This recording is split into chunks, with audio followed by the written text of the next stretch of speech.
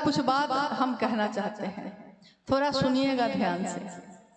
अभी अपने मन में ये बात हटा दीजिएगा कि हम किसके क्या हैं, ये सब हटाइए। पहले इंसान है हम लोग, हम सब ने शिव को अपना गुरु बनाया है। किसके कहने से बनाया है? अभी आपने जवाब दिया था, किसके कहने से बनाया है? साहब हरिंद्रानंद जी शिव के शिष्य के कहने से बनाया है। तो इसमें कहना किसका चलेगा? साहब का चलेगा। बात तो उन्हीं की चलेगी ना। तो 3 सूत्रों के अलावा उन्होंने और क्या बताया? और कुछ नहीं बताया। कहा कि 3 सूत्र करना ना सहायक है, मदद करता है। मूल तो है अस्थाई होना। मेरे मन में अस्थाई शिव शिष्य हो जाए, मूल यही है। लेकिन मदद करता है 3 सूत्र। अब 3 सूत्र जो है मदद के लिए, इसके अलावा साहब ने और कुछ नहीं कहा। फिर उन्होंने देखा कि भीड़ बढ़ गई। शायद आपको मालूम नहीं होगा, पहले जब शिव शिष्यता की शुरुआत हुई थी बहुत कम लोग थे। तो जब कार्यक्रम शुरू हुआ तो 2 दिवसीय होते थे।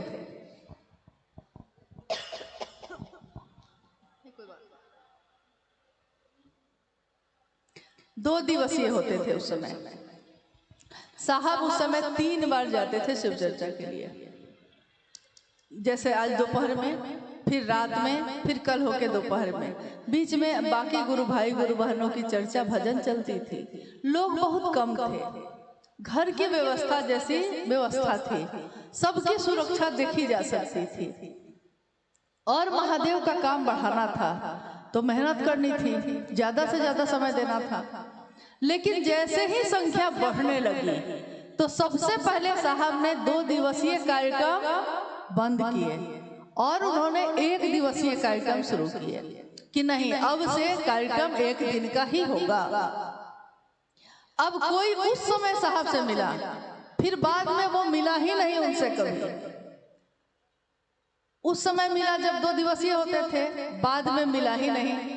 तो नहीं मिला और लोग उसको बोल रहे हैं कि 2 दिवसीय मना हो गया है, तब भी वो किए जा रहा है, इसलिए कि फिर वो मिला ही नहीं उनसे। उसको लगा कि हाँ हम कर सकते हैं। 1 दिवसीय कार्यक्रम भी जब थोड़ा लंबे होने लगे तो साहब ने देखा कि अब संख्या और ज्यादा बढ़ गई। तो मान लीजिए कि इतने लोगों का रहना, खाना, सोना, पानी, शौचालय, इन सारी चीजों की व्यवस्था करना बहुत कठिन है। हो भी जाए अगर तो फिर गुरु बहनों की संख्या ज्यादा है और गुरु भाइयों की संख्या भी है। तो सुरक्षा का मामला तो दोनों के साथ है। सुरक्षित रहें हम। देखिए, अपने परिवार के लिए कोई ऐसा सोचता है, जिसको आपसे मतलब नहीं रहेगा वो रात भर आपको बैठाएगा और नचवाएगा और गवाएगा। लेकिन जिसकी आप बहन हैं, जिसके आप भाई हैं, जिसका आप परिवार है, वो आपकी सुरक्षा सोचेगा, वो आपका शुभ और भला सोचेगा। दूसरा क्यों सोचेगा? तो साहब ने सोचा। उन्होंने फिर ये निर्देश जारी किया, परिपत्र जारी किए गए थे उस समय कि कोई भी कार्यक्रम जो है दिवा काल में होंगे, यानी दिन में ही। अब सुबह से शाम तक के बीच में आपको जब सुविधा हो कर सकते हैं, लेकिन जब अंधेरा हो रहा है उससे पहले लोगों को छोड़ दीजिए ताकि लोग सुरक्षित अपने घर पहुंच जाएं। हमारी माँ है, हमारी बेटी है, हमारी बहन है, हमारा भाई है, वो सुरक्षित अपने घर चला जाए। यहाँ तक कि अगर किसी बहन का भाई भी उसके मायके जाता है और उसको लौटना है तो बहन को उससे प्यार बहुत है, वो चाहती है कि भाई और रुके, लेकिन देखती है कि रात होने वाली है और भाई को लौटना है। तो बहन जबरदस्ती उसको कहती है चले जाओ भैया, चले जाओ, समय पे घर पहुंच जाना, पहुंच के फोन करना कि सुरक्षित पहुंच गए कि नहीं, करती है कि नहीं? तो जो आपका अपना होगा वही न सोचेगा। साहब ने कहा अब हमको साहब की बात माननी है कि नहीं माननी है? साहब ने कहा है तो मानिएगा ना। साहब ने कभी नहीं कहा कि मुट्ठा का मुट्ठा अगरबत्ती जलाना। अरे क्यों जला रहे हैं? कभी कभी आरती या ये सब करने से किसी किसी की सारी जल गई। एक बच्चे के आंख में जो आरती कर रहे थे लोग मान नहीं रहे थे, आरती किए जा रहे थे। तो आरती जब होती है तो सब कोई आरती लेना चाहता है। एक गुरुबान के गोद में उसका बच्चा था, उस बच्चे की आंख में ही जलती हुई बत्ती गिर गई। साहब को बहुत कष्ट हुआ। उस दिन उन्होंने खाना नहीं खाया 2 दिन तक। यही सोचते रहे कि मेरे कहने को भी नहीं मानते लोग। आप कहिएगा उनकी पीड़ा क्या है? जब शिव शिष्यों का परिवार उनका अपना परिवार है तो उनकी पीड़ा ये है कि उनके लोग ही अब उनकी बात नहीं सुन रहे हैं। तो आपकी पीड़ा क्या है? क्या हम और आप इस रास्ते पे चले हैं किसी और के कहने से? तो हमको बात किसकी माननी चाहिए? किसमें हमारा आपका भला है? हमको उन्हीं की बात माननी चाहिए जिनके कारण से वो मेरे गुरु हुए हैं। फिर बाद बाकी काम में आप अपनी मर्जी चलाइए, आपकी जो मर्जी हो करिए। नहीं, इसलिए रात्रिकालीन चर्चाएं आप मत करिए। गोधूली बेला तक चल सकता है, लेकिन सुरक्षित लोग अपने घर लौट जाए, शाम होते होते लौट जाए। जिज्ञासा है दीदी, 5 जिज्ञासा इसमें साहब की से संबंधित है, वो विसर्जन को लेकर इसमें लिखे हैं।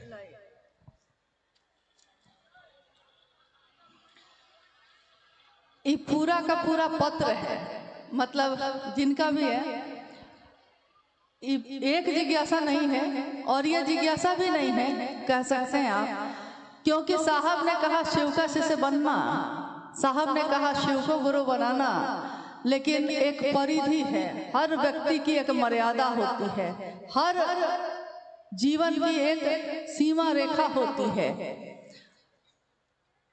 हर व्यक्ति का एक लौकिक परिवार भी है। महादेव की बात करते हैं हम, शिव शिष्य की दुनिया में हम सब एक परिवार है, लेकिन एक लौकिक परिवार भी आपका है, आपका भी है, साहब का भी रहा है। आपके परिवार में आपके पति, आपके भाई बहन, आपके माता पिता, बच्चे सब रहते हैं और कुछ परंपराओं का पालन आप करते हैं, क्योंकि समाज में रह के ही महादेव की बात की जा सकती है। साहब हरिनानंद जी ने कभी भी सामाजिक मान्यताओं को या परंपराओं को तोड़ने के लिए नहीं कहा। उन्होंने तो कहा कि महादेव को अपना गुरु बनाना और हर चीज में महादेव को शामिल करना। यहाँ तक कि पूजा पाठ भी जो लोग कर रहे थे, उन्होंने कहा गुरु पूजा पाठ कैसे हो बताते हैं ना, तो उन्होंने कहा कि नमः शिवाय से करो ना भाई, जल ही चढ़ाना चाहते हो, अरे भाव ना चढ़ेगा, नमः शिवाय से चढ़ाओ ना। ये नहीं कहा कि जल नहीं चढ़ाना है, ये कहा कि नमः शिवाय से चढ़ाओ। तो उन्होंने मना नहीं किया कुछ भी। अब जिसने भी ये लिखा है गुरु भाई, उन्होंने लिखा है कि संपूर्ण शिष्य संपूर्ण गुरु होते हैं। साहब स्वयं शिव हैं, शिव के प्रिय जगह शमशान है, तो उनकी अस्थियां क्यों गंगा नदी में प्रवाहित किया गया? क्या उचित है, क्या अनुचित है, बताएं। तो पहली बात तो यह है कि ये उनकी सीमा का प्रश्न ही नहीं है, लेकिन तब भी संपूर्ण शिष्य संपूर्ण गुरु होता है, सच है, सही है। कोई गुरु अपने शिष्य को अपने जैसा बनाता है, शिव भी अपने गुरु हैं तो अपने शिष्य को अपने जैसा बनाएंगे। इस कालखंड में शिव के शिष्य हरिनानंद जी ने अपने आचरण से ये प्रस्तुत किया कि शिव का शिष्य कैसा होता है। आचरण से यानी अपने जीवन से न्यूनतम व्यवस्था में भी सुखी रहा जा सकता है। शिव सबको देने वाले हैं, जो प्रेम करता है वो देता है, लेता नहीं। बनो तो शिव, रहो तो शिव, जियो तो शिव। इस दुनिया में आप रहते हैं, शिव की दुनिया है ये, आपकी दुनिया में शिव क्यों नहीं रहता? यानी साहब श्री हरिनानंद जी ने शिव के गुरु स्वरूप को आत्मसात किया और शिव के सारे लक्षण उनमें दिखाई दिए। स्वाभाविक है जो गुरु होगा वो अपने शिष्य को अपने जैसा ही बनाएगा। लेकिन ये लिखते हैं कि शिव का प्रिय जगह शमशान है। अरे भाई, कौन बोल दिया आपको कि शिव का प्रिय जगह शमशान है? कहाँ शिव का प्रिय जगह नहीं है? क्या ये शिव की जगह नहीं है? शिव की दुनिया में आप रहते हैं, शिव की दुनिया की सारी चीजें तो आपकी शिव की ही हैं। तो जो शिव का है तो सब प्रिय है उसको, चाहे वो नदी नाले हो, चाहे वो धरती हो, चाहे वो 49 तरह के पवन हो, सब तो शिव के प्रिय हैं। शमशान के बारे में लिखा गया है। कहने का ये है आगे कि उनकी अस्थियां गंगा नदी में प्रवाहित क्यों की गई? अस्थियां यानी इस शरीर की जो बची हुई जो राख होती है या जो हड्डी के टुकड़े होते हैं उनको अस्थियां कहा जाता है, अस्थि कहा जाता है। माँ गंगा नदी में प्रवाहित क्यों की गई? एक शिव के शिष्य होने के नाते साहब हैदरानंद जी ने भारत देश की सभी परंपराओं और कानून सबका पालन किया है। यहाँ तक कि उन्होंने अपने लौकिक जीवन में भी और लौकिक परिवार में भी और पारलौकिक परिवार यानी शिव शिष्यों के परिवार में भी आपने देखा होगा कि अगर कोई साउंड लगाता है तो उन्होंने हमेशा कहा है कि परमिशन लेकर तब लगाना। जन्म इस शरीर का होना और इस शरीर का शिवलिंग होना, तो इस शरीर की एक मर्यादा है, उस मर्यादा का पालन परंपरा के अनुसार जो उचित है वो होगा ही होगा।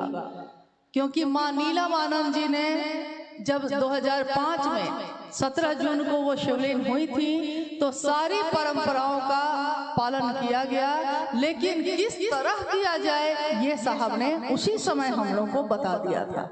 उसी समय 2005 में ही साहब ने बता दिया था कि जो दिव्य आत्मा होती है, जो शिव का अंश होती है, उसके लिए आपको क्या करना चाहिए। तो हम लोगों को जो उन्होंने बताया था उनके लिए हम लोगों ने वही किया है। इसलिए उनके निर्देश या आदेश के बिना कुछ भी न हुआ है न होगा। अब है साहब का मतलब, दूसरी जिज्ञासा है। साहब का मतलब परमात्मा ईश्वर शिव होता है। फिर साहब को प्रथम शिव शिष्य क्यों संबोधित किया जाता है? जबकि प्रथम शिव शिष्या माँ भवानी है, राजमणि नीलमानंद है। देखिए आधा ज्ञान जो है बड़ा खतरनाक होता है। आधा ज्ञान से अच्छा है कुछ नहीं जानना, ये ज्यादा अच्छा है।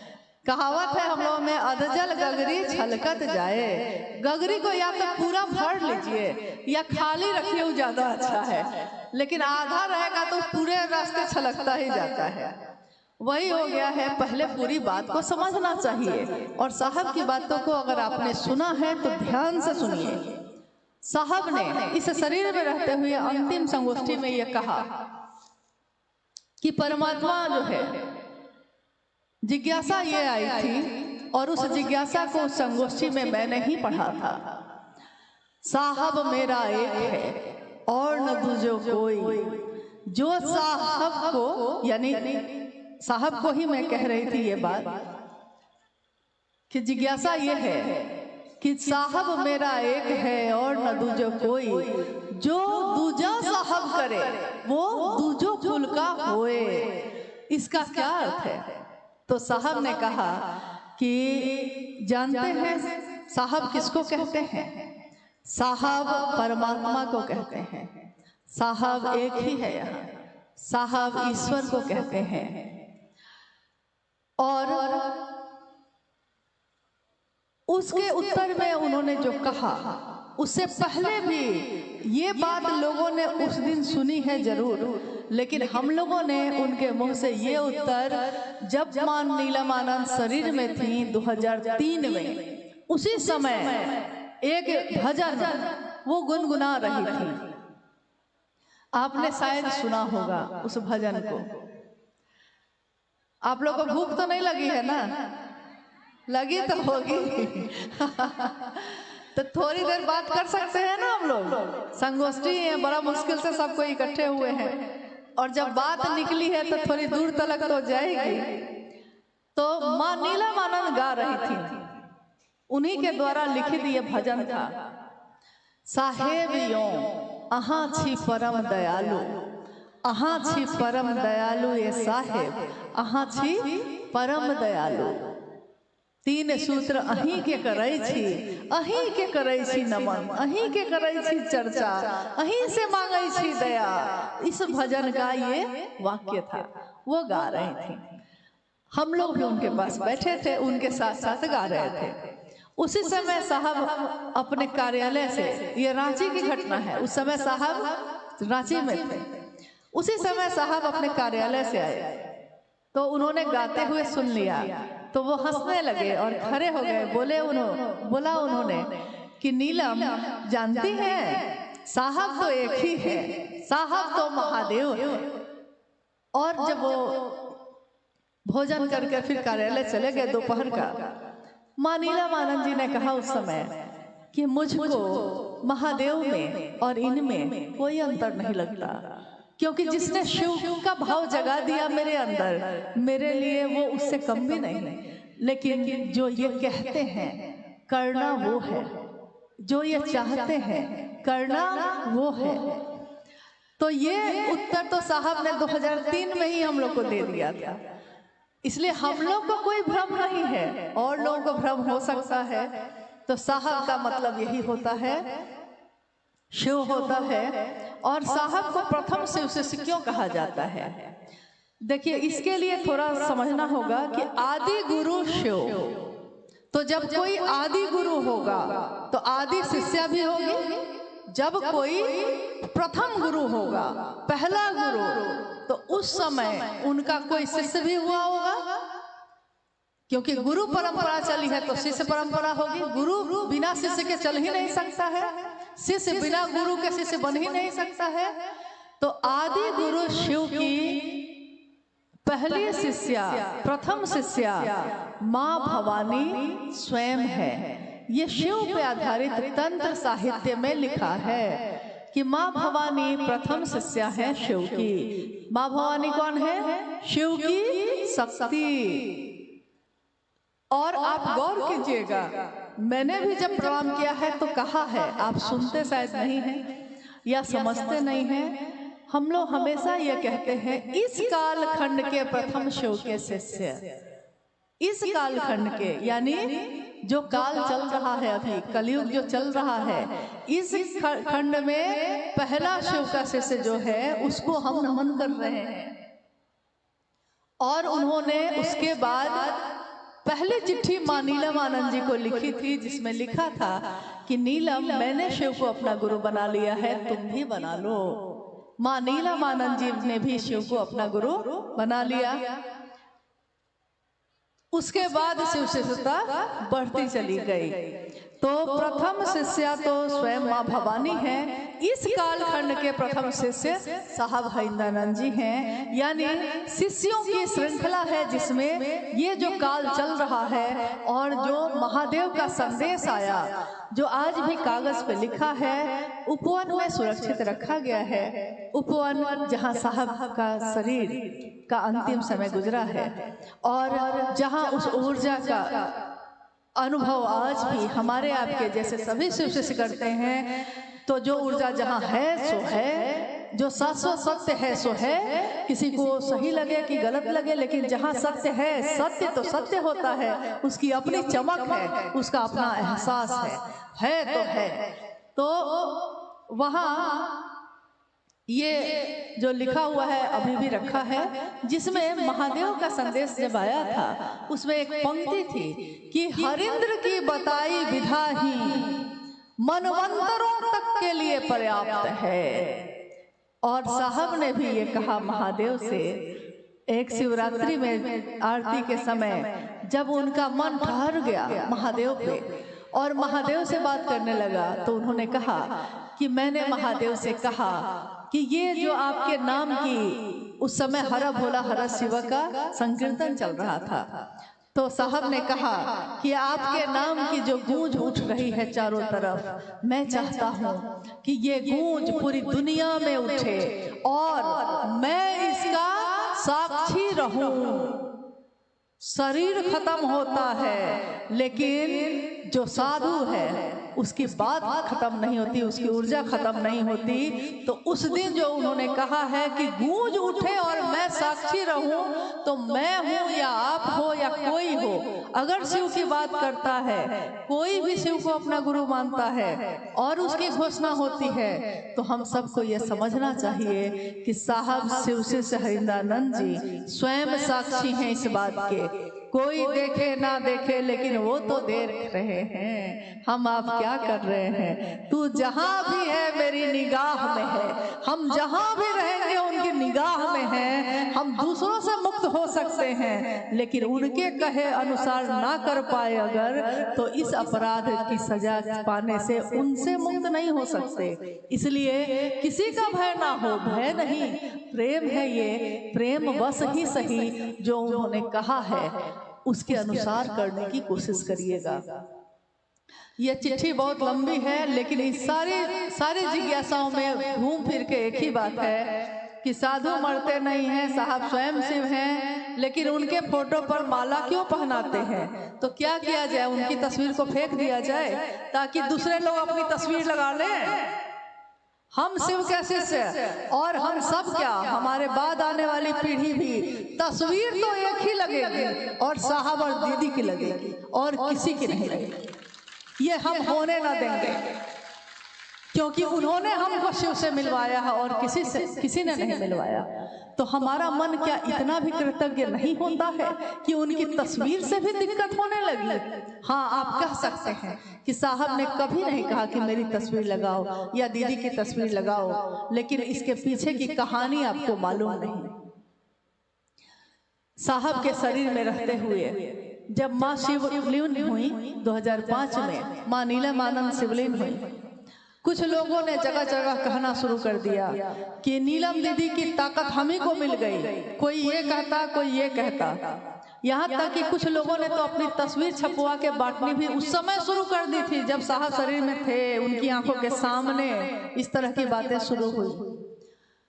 फिर भी साहब तैयार नहीं हुए, लेकिन बाद में उन्होंने कहा कि ठीक है, महादेव की तस्वीर तो लगेगी, इसलिए कि कोई शिव को गुरु बनाएगा तो वो प्रारंभिक अवस्था में जो शिव की साकार स्थिति है उसको समझ में आता है कि ये शिव की बात हो रही है, यही गुरु है, इनकी बात हो रही है। लेकिन गुरु से तो अंतर होना ही पड़ता है। उस शरीरधारी गुरु भी होगा तो अंदर से मिलना पड़ेगा उससे। शिव भी गुरु होंगे तो अंतर गुरु, अंतर से होना ही पड़ेगा, निराकार में जाना ही पड़ेगा। तस्वीर से मिलाप नहीं होगा। जो है, जिसकी तस्वीर है, वो मिलना तो उससे है ना, मिलना तो महादेव से है ना, तस्वीर से मिलाप नहीं होगा। लेकिन प्रारंभिक अवस्था में जब लोग अभी समझ नहीं रहे, लोग अभी जुड़ नहीं रहे, तो वो पहले समझते हैं जिन चीजों से, आप उसी के द्वारा उसका जुड़ाव करिए, धीरे धीरे वो समझ जाएगा। लेकिन नियम नहीं लगा सकते आप।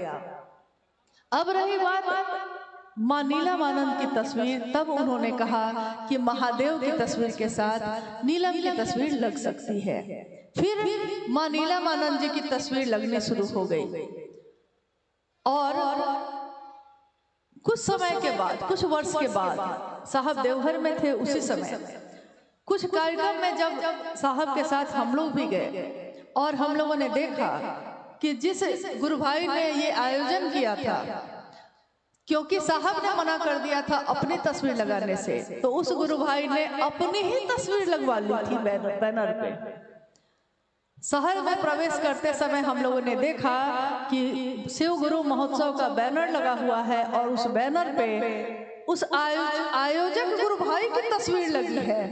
लौटने के बाद हम लोगों ने साहब से कहा कि आपसे अनुरोध है, आप नहीं चाहते, ये सब जानते हैं, आपने कभी नहीं चाहा, लेकिन आज दिक्कत यह हो गई है कि अगर आपको नहीं देखेंगे लोग, तो हर व्यक्ति अपनी तस्वीर लगाने के लिए तैयार है। आज कुछ लोगों ने साहब की तस्वीर को हटाया, क्यों?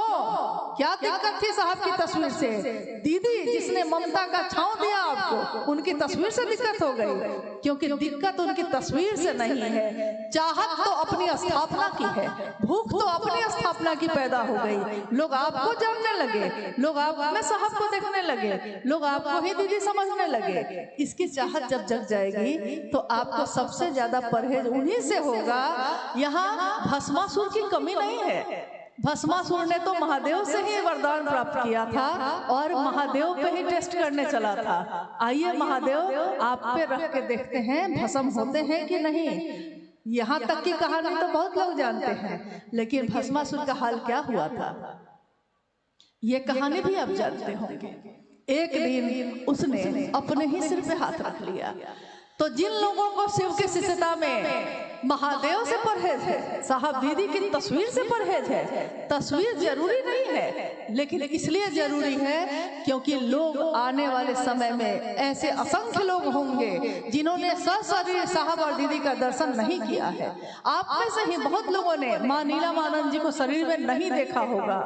अगर कोई अनजाना आदमी यहाँ आए और वो महिला अपनी तस्वीर लगा दे और नीचे लिख दे दीदी नीलमानंद, तो आप तो समझिएगा कि वही दीदी नीलमानंद है। तो लोग जाने समझें, सही चीज पे रहें, इसके लिए जरूरी है और ये व्यवस्था में किया गया है। खुशी नहीं है इसमें किसी को।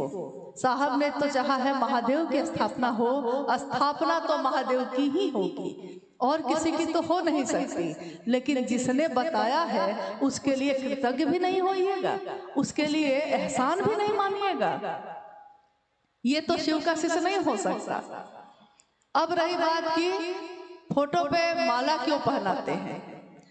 अरे भाई माला पहनाना मतलब तो जरूरी नहीं है कि फोटो पे पहनाते हैं आप तो माला किसी के स्वागत में आने पे भी देते हैं उसको। तो क्या वो खत्म हो गया है, शरीर से खत्म हो गया? नहीं, आप अपने श्रद्धा के पुष्प अर्पित करने की कोशिश करते हैं, लेकिन अर्पित तो हृदय होता है, फूल थोड़े ही होते हैं। हर घर जहाँ शिव शिष्टता की बात होती है, हर उस घर में ये बात तो गूंजती ही है कि घर मंदिर से नहीं वो कम, तुम रख दो कदम जहां ए हरेंद्र, सारी दुनिया बिछाती है फूल, दिल अपना बिछाएंगे हम, सुस्वागतम सुस्वागतम। उन्हीं का स्वागत है हर जगह। क्यों है? क्या उन्होंने चाहा है? नहीं, उन्होंने महादेव से मिलवाया है।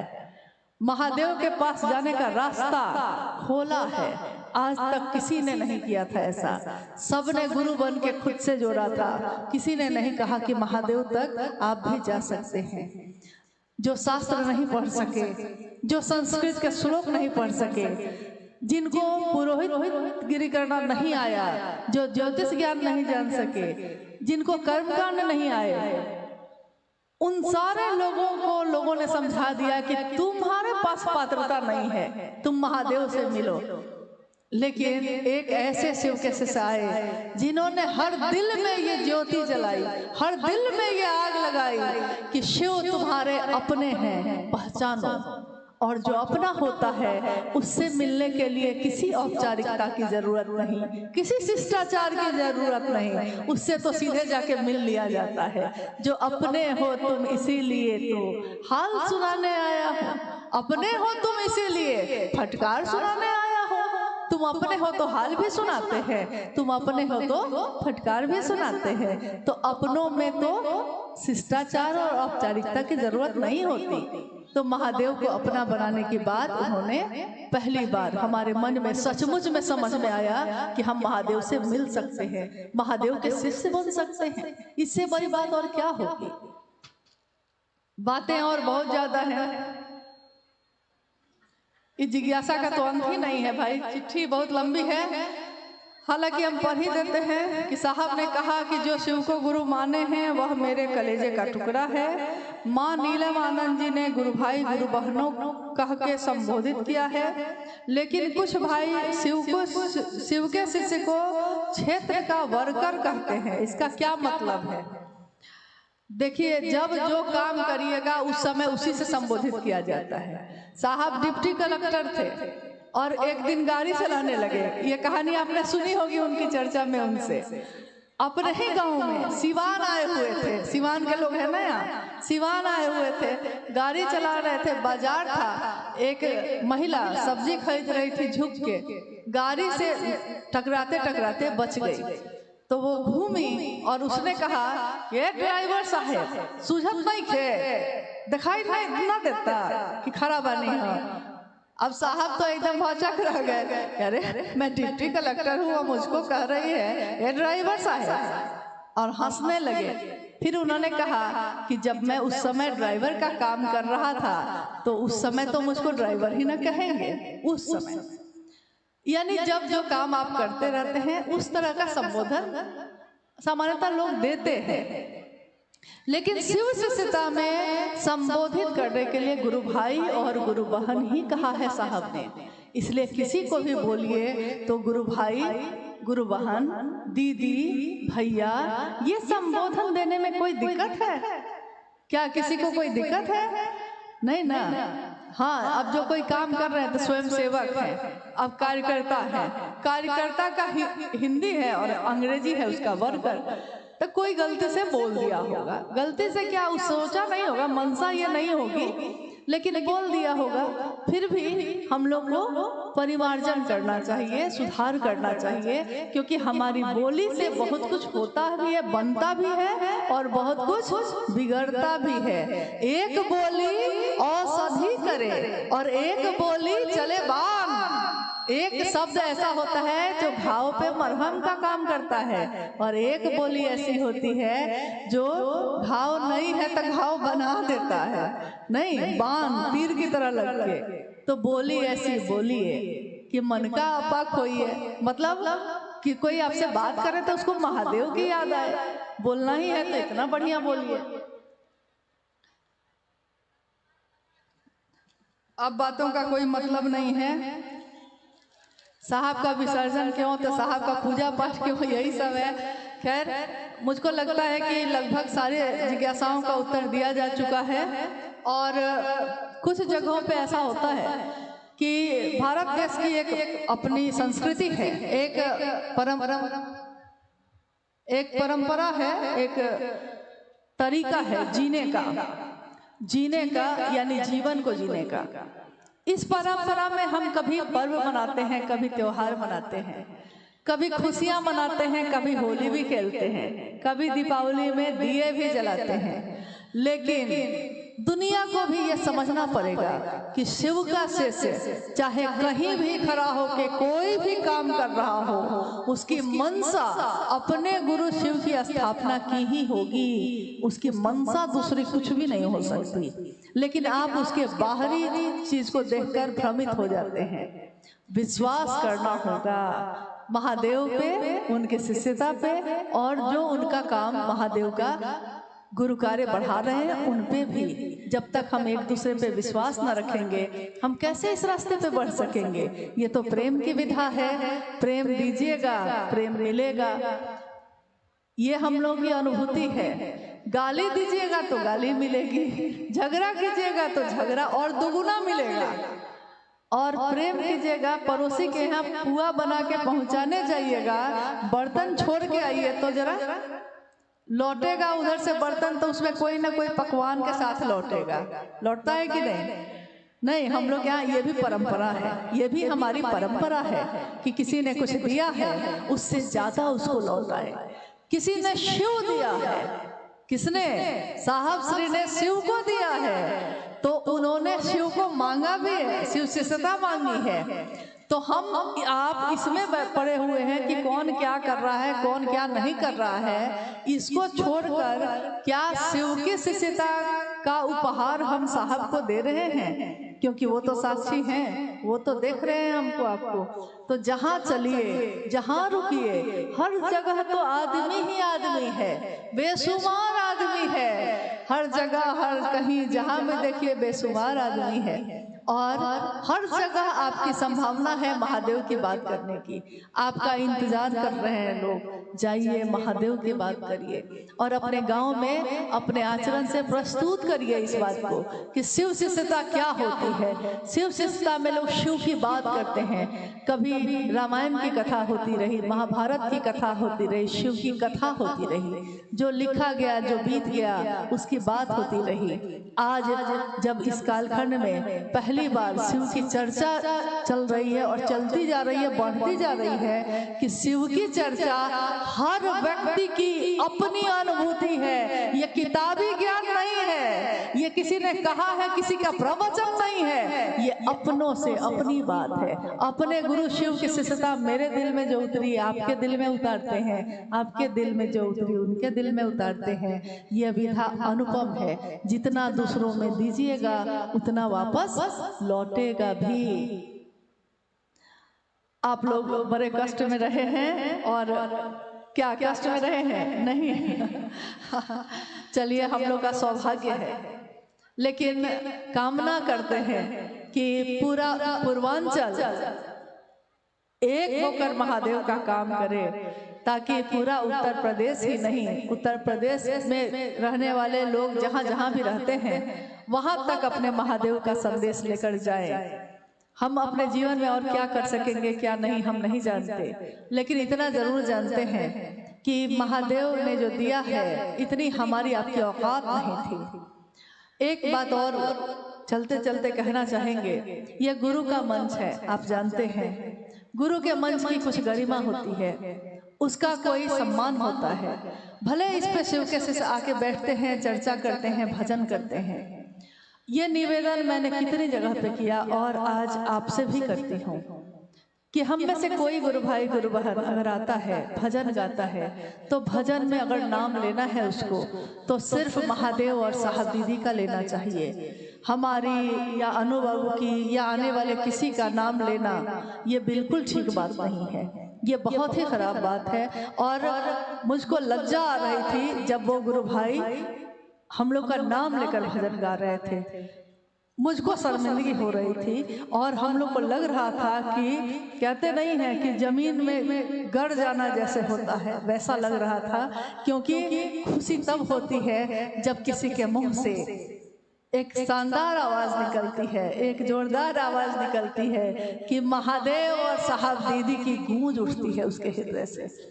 लेकिन किसी और का नाम चाहे अपना ही सही क्यों ना, बहुत खराब लगता है, अच्छा नहीं लगता। तो आपसे निवेदन है कि कृपया इस मंच से कहीं भी आप भी कहीं मंच लगाते हैं, आप भी कहीं बात करते हैं, महादेव और साहब दीदी के अलावा और किसी को प्रणाम अलग से करने की जरूरत नहीं है। आप कहिएगा कि सभी गुरु भाई गुरु बहन को प्रणाम हो गया, नहीं। और गीत और भजन मामूली नहीं होते हैं। जब गांव के गीतों में महादेव के गुरु की बात होने लगी, जब गांव के गीतों में साहब और दीदी की गूंज उठने लगी, तो शर्त है ये, मतलब विश्वास करिए कि अब शिव शिष्यता से कोई भी इस नाम को अलग नहीं कर सकेगा, क्योंकि गांव के गीत हमारी परंपरा में है, ये पीढ़ी दर पीढ़ी जाती है। हमारे बच्चे हमसे सीखते हैं, फिर उनके बच्चे सीखते हैं, फिर उनके बच्चे सीखते हैं। इसलिए बहुत सोच समझ के करिएगा। महादेव और साहब दीदी, बस इसी में सब है। आप सभी के चरणों में प्रणाम है। शिव गुरु कारवां के माध्यम से हमसे जुड़ने वाले, हमें देखने वाले आप सभी से मेरा अनुरोध है कि हमारे वीडियो को लाइक करें, शेयर करें और हमारे चैनल को सब्सक्राइब करें। मिलते हैं आपसे अगली वीडियो में। आप सबके चरणों में मेरा प्रणाम।